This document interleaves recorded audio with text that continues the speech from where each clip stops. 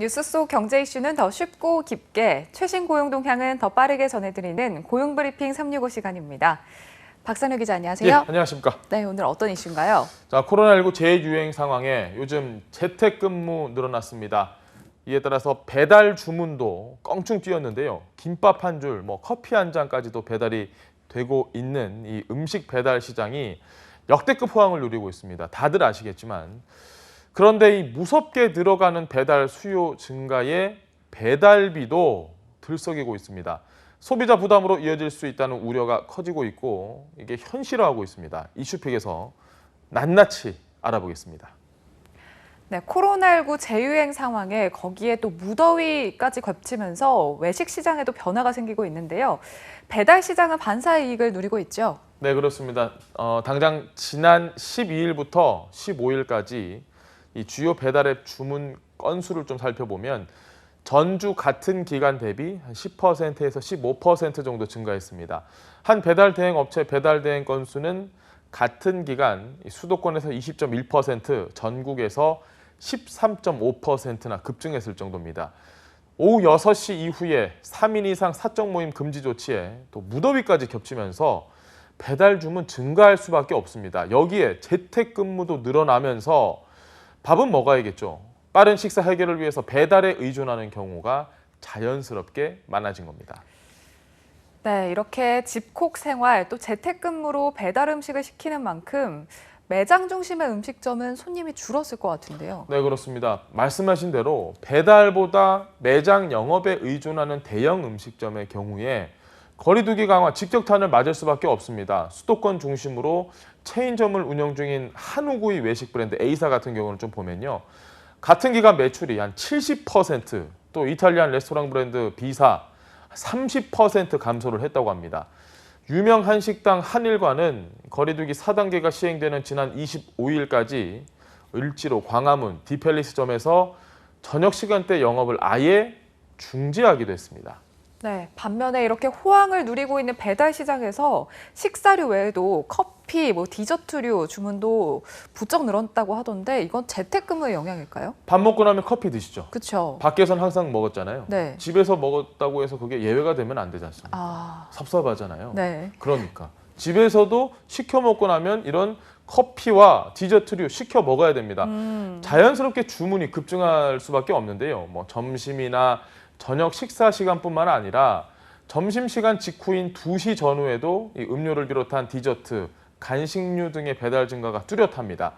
자, 불과 코로나19 이전만 좀 생각을 해볼까요? 커피나 디저트류 이런 거는 야 그거 배달 안 되지 않아? 이런 얘기 저희가 많이 했잖아요. 제한된 게 굉장히 많았습니다. 아니면 그 브랜드는 배달 안 해. 이런 브랜드도 굉장히 많았습니다. 그런데 코로나19가 장기화하면서 야 거기 배달 안 되라는 곳이 거의 없을 겁니다. 카페 브랜드들 역시 포장과 배달 서비스 경쟁에 나서면서 굳이 집 밖에 나가지 않아도 아주 유명한 카페의 음료와 디저트를 집에서 클릭 몇 번으로 편하게 즐길 수 있게 된 겁니다. 네. 그런데 지난해 생각을 해봤을 때 거리두기가 강화됐을 때 있었잖아요. 예. 그때 배달 대란이 발생했었는데 이번에는 어떨까요? 주요 배달 앱이 지금 수요가 굉장히 증가를 함에 따라 이에 대비해서 배달원인 이 라이더를 꾸준히 늘려서 지난해 여름과 같은 배달 대란은 발생을 하지 않고 있습니다. 아직까지는요. 네. 배달 어플 업체들이 각종 인센티브를 제공을 하면서까지 배달 기사를 경쟁적으로 모으고 있어서인데 들어보시면 굉장히 좀 놀랄 것들이 있습니다. 황금 100돈이 현 시세 기준으로 얼마 정도나 할까요? 100돈이요? 예.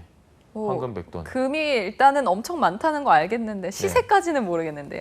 황금 100돈이 현 시세 기준 3천만 원 상당이나 한다고 합니다. 자, 이런 황금 100돈을 제가 왜 얘기를 드렸느냐? 배달 기사를 상대로 경품 이벤트를 진행하는 배달 업체들이 생겨났습니다. 주문하시는 거 말고요. 배달 기사를 상대로. 지난주부터는 이 배달 기사들을 상대로 자동차까지 경품으로 내걸었습니다.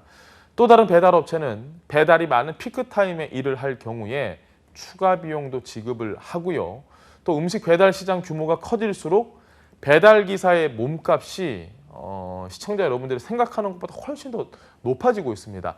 하지만 문제는 다른 데서 생겨나고 있다는 겁니다. 네. 백돈의 자동차, 뭐 아무래도 장기적으로 봤을 때는 업체에서는 비용이 꽤 많이 들어갈 텐데 그럼요. 그만큼 이득을 회수하려고 하지 않을까 싶은데요.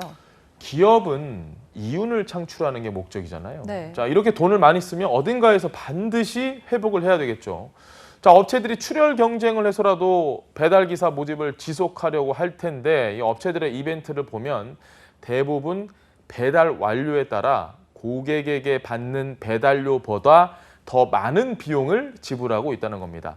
배달 수요 급등에 따른 불가피한 마케팅이라고 하지만 결국은 이게 쌓이다 보면 배달앱 입장에선 손해가 커질 수밖에 없고요. 자, 손해가 커지는 걸 보고 있을 배달앱 업체들이 아닙니다. 자연스럽게 고객에게 이 모든 피해를 아마 어떤 식으로든 보상을 받도록 수수료가 인상되는 그런 식으로 될 게 아닌가라는 우려 섞인 지적이 나오고 있습니다. 네. 그런데 코로나19 사태에도 불구하고 음식 배달 시장 관련 기업 매출이 역대 최대 매출을 기록하고 있지 않나요? 네, 맞습니다. 지금 전체 음식 배달 시장 규모가 20조 정도 되는 걸로 저희가 추정을 하고 있는데요. 통계청에 따르면 지난해 치킨, 피자 배달 같은 음식 서비스 거래액은 17조 3,828억 원, 전년보다 이게 무려 78.6% 급등한 수준입니다. 관련 통계가 작성된 이후 최대치 규모로 지금 3년 사이에 536%나 증가한 겁니다. 특히 이 모바일 주문액이 전체의 96.4%를 차지해 배달앱 기업을 통한 모바일 음식 주문은 비중이 압도적으로 높음을 알 수 있습니다. 이용자들이 급격하게 증가하면서 배달앱 기업들의 매출 역시 급격하게 증가했겠죠. 각 업체에 따르면 시장 1위 배달의 민족 매출액 2019년엔 이게 5,611억 원으로 19배나 커졌고요. 요기요는 2019년 1,223억 원으로 5배 성장했습니다. 네. 오늘의 한컷 이슈는 어떤 소식인가요? 구직 단념자가 지금 사상 최대치를 기록했다고 합니다. 구직 단념자, 지난 1년 내에 구직 활동을 한 경험은 있지만 지난 4주간은 노동시장적 이유로 구직 활동을 하지 않은 사람을 말합니다. 일하고 싶지만 마땅한 일자리를 찾지 못해서 구직 활동을 포기하거나 잠시 쉬고 있는 겁니다. 지난해 3월 이후 매달 사상 최대치를 갱신하고 있는데 통계청에 따르면 6월 구직 단념자는 58만 3천 명으로 1년 전보다 4만 6천 명 늘었고요. 지난해 3월 이후 매달 사상 최대치를 갱신을 하고 있습니다. 코로나19로 취업 시장이 얼어붙은 여파라고 다들 예상을 하실 겁니다. 그런데 이 구직 단념자의 연령별 현황을 좀 보면요. 어느 세대가 가장 많을까 짐작이 가시나요? 아무래도 코로나19로 일자리를 얻기가 가장 어려운 2030 세대가 아닐까요? 맞습니다. 구직 단념자들 연령대를 좀 보면요. 20대가 18만 6천 명, 30대가 8만 7천 명으로 전체 구직 단념자의 절반가량이 20, 30대였습니다. 취업 절벽에 직면해 있는 청년들의 상황을 여실히 보여주는 수치입니다. 실제로 한국경제연구원이 지난 3월 매출액 500대 기업을 대상으로 올해 상반기 신규 채용 계획을 조사를 해봤는데요. 대기업 63.3%, 63.6%가 올해 상반기 중에 한 명도 채용하지 않거나 아직 채용 계획을 수립하지 못했다라고 응답을 했습니다. 자, 고령층은 상황이 좀 나을까? 아닙니다. 답답하긴 마찬가지입니다. 구직을 단념한 경우가 더 늘었습니다. 특히 60세 이상은 6월에 16만 7천 명으로 1년 전보다 늘어나서 전체 구직 단념자 가운데 그 비중이 28.6%로 8.2%포인트 더 올랐습니다. 네, 코로나 쇼크라고는 하지만 젊은 층의 구직 단념 비율 증가세가 고착화되기 전에 장기적인 대책 마련이 절실한 상황입니다. 오늘도 박상료 기자와 함께했습니다. 고맙습니다. 네, 고맙습니다. 네, 지금까지 고용브리핑 365였습니다.